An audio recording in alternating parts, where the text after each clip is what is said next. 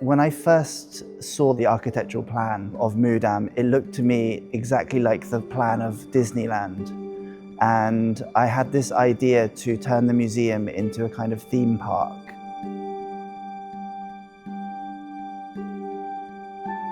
I wanted people to come in and experience a completely new version of the museum, down to the colors, the signboards, the materials, to experience a kind of total universe.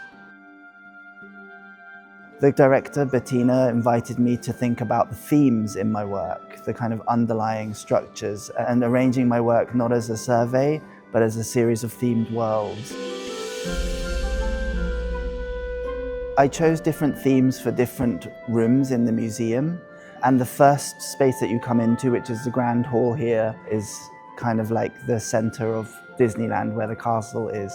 And so is for my cartoon character, Who the Bear. And this is a kind of theme park mascot, you could say. It's a cartoon that I invented in 2020, and it's a bear that has no identity, no gender, no race, no sexuality, and they're searching for a self in a world of images.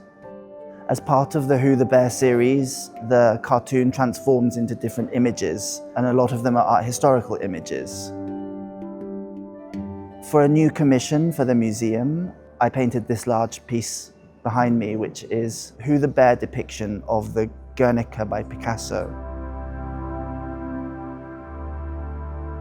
We're dealing today with so many images of conflict and suffering, but those images that we experience, if we're lucky enough to not physically be in the war, are experienced through tiny images on our screens. And with that flood of images, there comes a kind of desensitization or a detachment. I wanted to deal head on with the problem of what a picture can do in this time of overexposure to images, but also the flood of images of violence and suffering. My version of the Guernica is not an image in which all of the figures are fighting, but have all collapsed into a pile. They're exhausted, some may be dead, and they're clutching their cell phones. It's an image of the day after the battle, what happens after all of this conflict. And in the background, the sun is rising on a new day. The question at the heart of this work for me was, what is the future going to look like?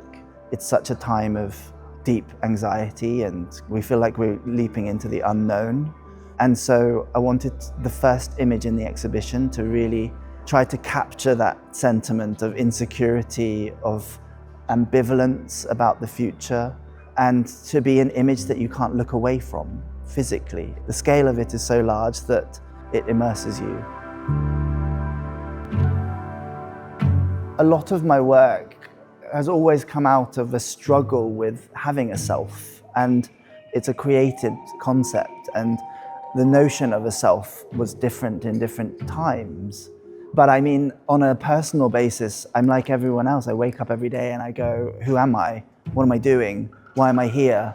The way I've managed to sort of deal with that question is by constantly making work that addresses different times in my life when I'm dealing with different questions. So it can be about being online too much. It can be about visiting a Holocaust memorial or an Anne Frank museum. It can be about being in a theme park, or it can be having contracted a sexually transmitted disease. Like, whatever I experience at that time is a kind of vessel, I think, for something I keep trying to explore, which is the theatre we go through to try to convince everyone that selves are real. And I love that in the word artifice is the word art, and all art is a creation. It's different ways of staging the same problem, and that problem is the age-old question that every artist has had is, what is reality? Can you depict it? Can you get close to it? And then the answer is with artifice, yes, with paint and light and curtains and models.